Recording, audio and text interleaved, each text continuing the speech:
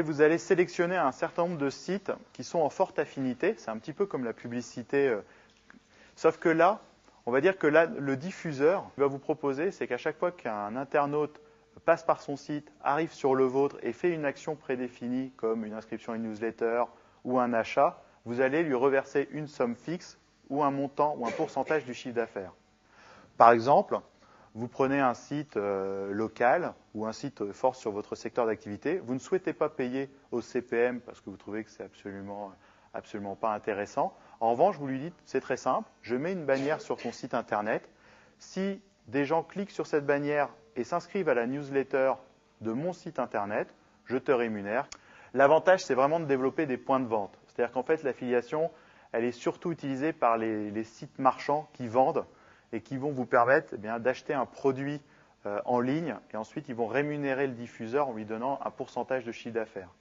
Un internaute vient sur un site de randonnée, pour reprendre le même exemple, il voit une publicité pour une tente qu'il trouve assez sympathique, il clique sur cette publicité, il achète la tente, le fabricant de la tente va reverser 10% du chiffre d'affaires au diffuseur initial qui affichait la publicité. Bon, le problème, c'est que ça nécessite de faire vivre ce réseau, comme un réseau commercial. C'est-à-dire que les diffuseurs sont très souvent plébiscités par beaucoup de sociétés qui font de l'affiliation. Et il y a un petit peu un principe de booster. C'est-à-dire que si vous proposez 10% du chiffre d'affaires, mais votre concurrent direct propose 12%, eh ben, les diffuseurs vont plutôt aller chez votre concurrent qui propose 12%. Ça aussi, ça nécessite que vous maîtrisiez complètement vos coûts, parce que pour pouvoir dire je suis capable de verser 10% de mon chiffre d'affaires à une société, il faut savoir exactement si vous avez déjà ces 10% sans vendre à perte. Surtout que sur ces 10%, il y a très souvent des coûts cachés. Déjà, il y a la location d'une plateforme d'affiliation.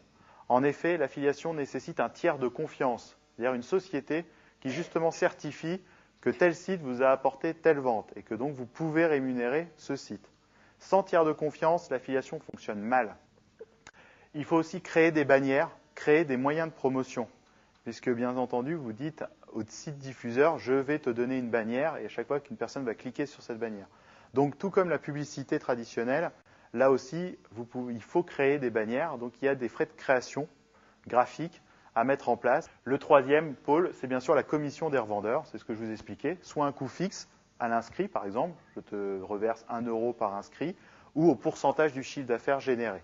Donc vous voyez, c'est quand même des coûts qui viennent se rajouter et qui nécessitent de faire un véritable calcul avant de mettre en place ce principe de l'affiliation, même si pour les sites marchands, c'est quelque chose de très très bon parce que très souvent, il permet de générer un chiffre d'affaires, on va dire, assez facilement. C'est rentable à partir du moment où vous faites un vrai volume de vente en ligne.